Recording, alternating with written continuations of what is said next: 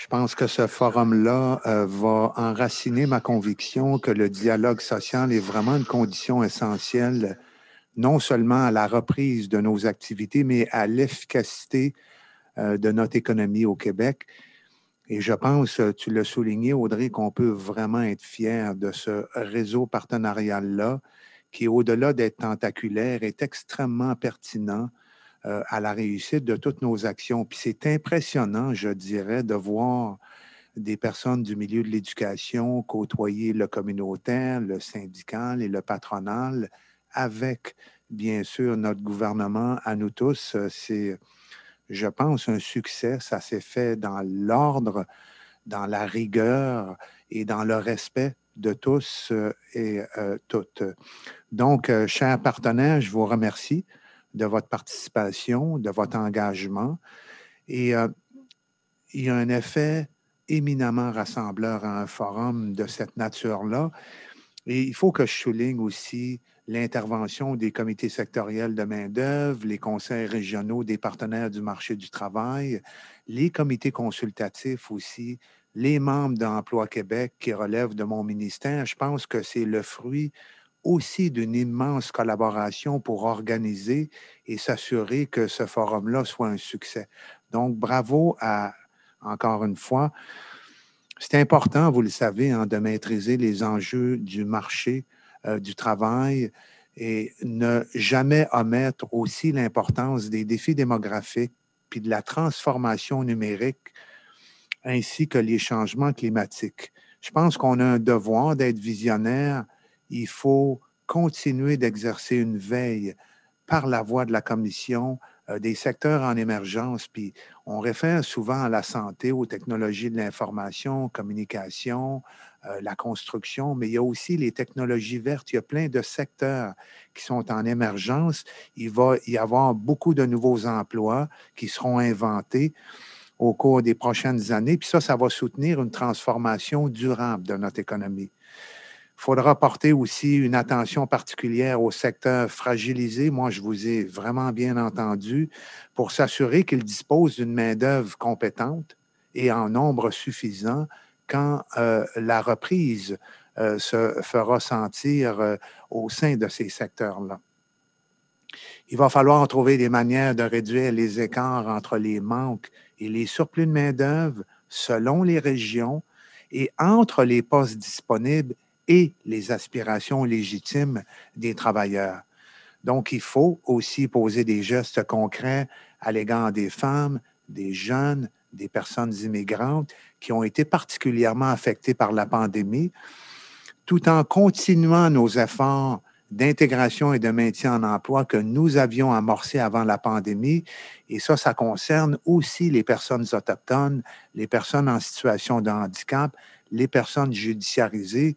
Et c'est des bassins de main-d'œuvre qui vivent, ça a été soulevé aussi, des obstacles à leur intégration. La crise que nous traversons nous donne également de l'espoir pour ces groupes-là sous-représentés qui ont l'occasion de bénéficier de l'accélération de toutes les transformations du marché du travail. Je pense souvent aux personnes en situation de handicap qui ont souvent une mobilité réduite, qui ont retiré quand même certains avantages du télétravail qui se développe. On a d'ailleurs sur le télétravail un comité de vigie sous l'empire du Conseil consultatif du travail et de la main-d'œuvre. Il y a des développements concernant ces nouvelles organisations-là du travail. Notre gouvernement sera présent pour appuyer l'ensemble des clientèles. Je souligne la contribution de tous les acteurs du marché du travail. Il faudra simplifier, promouvoir l'accès aux services pour avancer vers la requalification et le rehaussement des compétences. On doit le faire autant pour les individus que pour les entreprises. Je peux d'ailleurs pas passer sous silence la grande importance de notre réseau de ressources externes, les organismes en employabilité qui travaillent main dans la main avec mon ministère afin d'accompagner une forte proportion d'individus qui viennent à nous pour obtenir de l'aide et de l'accompagnement super personnalisé. Plusieurs de ces organismes ont d'ailleurs fait preuve d'agilité, de souplesse pour maintenir leurs services ouverts en temps de pandémie et je les en remercie. On ne saurait mesurer l'impact positif que vous avez auprès des chercheurs d'emploi. Ce travail est bien sûr complémentaire à celui de nos équipes, des centres locaux d'emploi, des bureaux de services Québec. On a 240 conseillers en entreprise qui ont les habiletés et les compétences pour accompagner les entreprises. On a dans nos centres locaux d'emploi à peu près 1100 personnes qui sont des agents d'aide à l'emploi, qui accompagnent donc des individus. Ils pourront être impliqués, ils seront impliqués dans l'accompagnement personnalisé des personnes qui veulent bénéficier de passerelles de requalification. Ces personnes-là travaillent à pied d'œuvre, ils travaillent de façon intensive. J'en profite aussi pour les remercier parce qu'ils contribuent aussi, ces personnes-là, nos ressources au sein de nos ministères, à bâtir au Québec un marché du travail qui est inclusif, qui est accessible et qui est aussi dynamique. La CPMT, son secrétariat, Roger, Audrey, vous avez fait un travail phénoménal. Moi, je suis encore une fois extrêmement heureux d'être ici. J'ai entendu aussi les commentaires. Il y avait au-delà de 200 000 chômeurs avant la pandémie en février 2020. Il y en a à peu près 140 000 nouveaux, mais avec les mesures restrictives nouvelles, on s'approche probablement de 200 000 chômeurs pandémiques.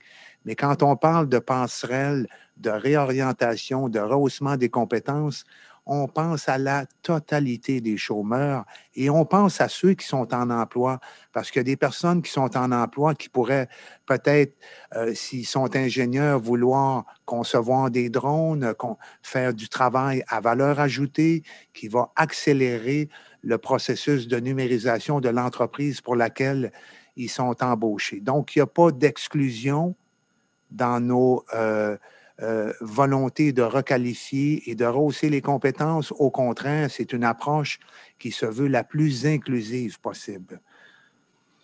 Il faut aussi des approches ciblées, des passerelles agiles et il faut s'assurer d'être aussi en mesure de s'adapter dans la reconnaissance des acquis et des compétences. J'adhère totalement aussi à la volonté d'accélérer le changement ou l'accélération du développement des cultures de formation en entreprise et dans toutes les organisations. Je pense que ça va nous permettre de relever les défis de demain et de considérer que la pandémie aura été une opportunité additionnelle nous permettant d'être plus performants et ultimement plus prospères.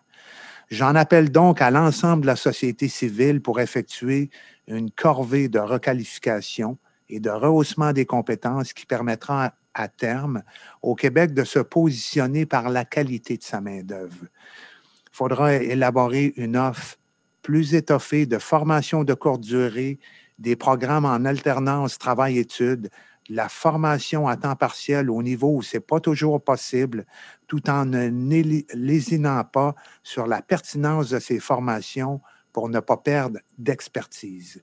Cette offre doit aussi nous permettre d'améliorer les compétences en littératie et en numératie, ainsi que le savoir-faire dans l'univers numérique.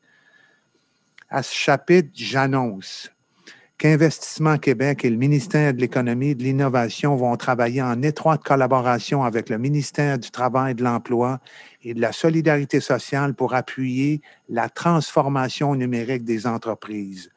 Le ministère de l'Économie et de l'Innovation va offrir l'Audi Industrie 4.0 qui permet l'élaboration d'un plan numérique à partir d'un diagnostic sur l'ensemble des fonctions de l'entreprise.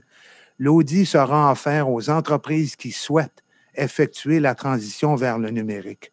Désormais, tous les secteurs d'activité, pas seulement le manufacturier, seront admissibles à ce programme qui sera géré par Investissement Québec.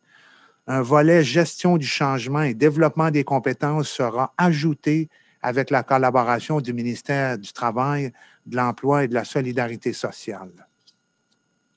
J'annonce aussi, avec le Conseil Emploi Métropole et la Direction régionale de Services Québec de Montréal, une formation accélérée en technologie de l'information, le Code Lab. Il s'agit d'un projet novateur qui répond aux besoins de formation accélérée pour combler des postes dans le secteur des technologies de l'information où la demande demeure élevée en raison de la transformation numérique rapide des entreprises en contexte de pandémie. Le projet, qui bénéficiera à plusieurs personnes issues de l'immigration, va expérimenter une approche de learning by doing, alors que la théorie sera au soutien de la pratique.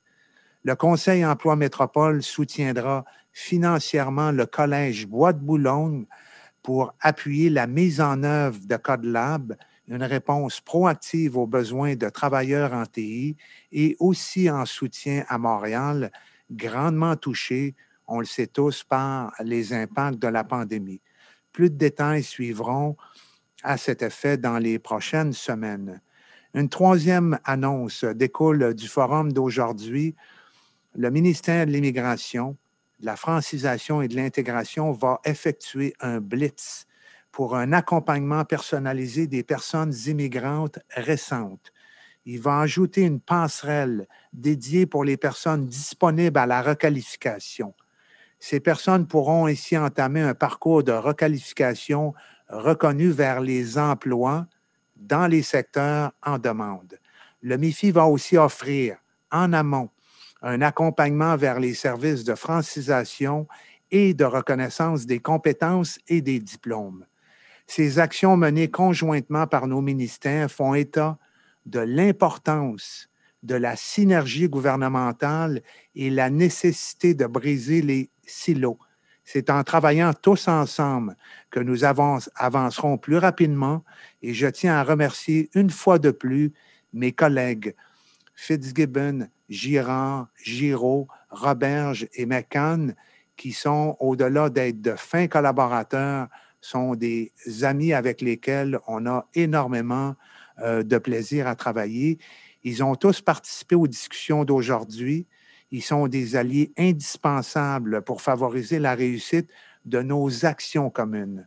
Ce n'est qu'un début. Je vous promets d'autres annonces dans les jours et semaines à venir.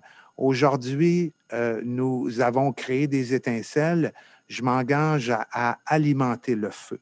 Il y aura des suivis à nos échanges et une série de nouvelles actions pour abaisser le chômage et redonner des emplois de qualité à nos travailleurs qui ont bien sûr la volonté de contribuer à l'essor économique du Québec. Enfin, dernier mot, pour ne pas les oublier, les membres de mon cabinet, Denis Simard, Jean-Philippe de Choignay, Brigitte Roussy, Maude Métaux-Faniel, c'est tous des gens et autres qui ont contribué à m'aider à une préparation et à une participation à ce forum. Merci beaucoup, Audrey, encore une fois, à tous les partenaires et au plaisir de se rencontrer de nouveau, que ce soit virtuellement ou en présentiel. Merci, bonne fin de journée.